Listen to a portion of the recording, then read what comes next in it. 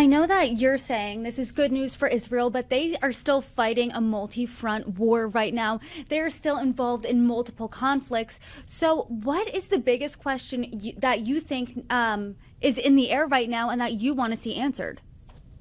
Well, I think the next big front is Lebanon, right? The Israelis took out a lot of Hezbollah fighters in that very ingenious exploding pager operation, and then the exploding walkie-talkies the day after that. They were able to kill Hassan Nasrallah, the Secretary General of the group. They've been able to kill Hashim Safiuddin, the heir apparent to Nasrallah, and a bunch of other leaders.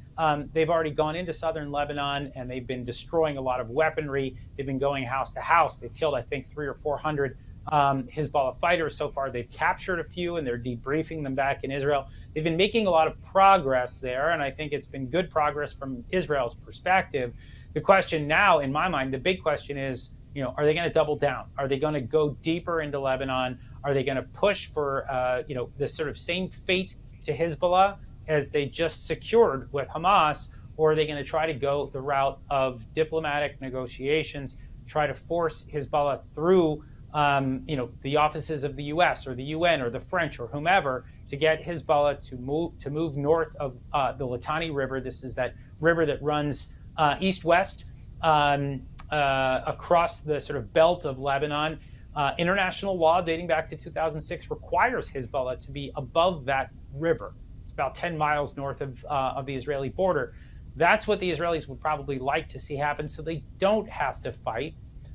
In the same breath, though, you have to understand the Israelis are now in what they call their post-10/7 reality, that they look at their borders now as potentially just catastrophic killing zones. And so they may not be okay with just a diplomatic agreement with Hezbollah. They may decide that they need to do to Hezbollah exactly what they did to Hamas. So there's a lot of question marks there. That's the big front right now. The other fronts that we talked about, West Bank, Iraq, Syria, Yemen, they're lesser fronts from Israel's perspective. But even above all of that, there's the big thing that looms over all of it, which is the Iranian regime itself.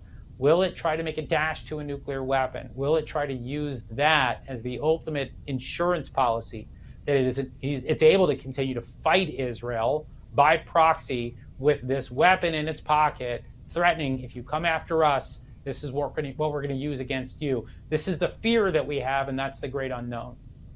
Well, there are certainly a lot of unknowns, but as the conflicts and the situations in the Middle East continue to develop, I hope you come back on and join me, break them down, and provide your insight. Dr. Schanzer, thank you so much for joining me. Anytime, my pleasure.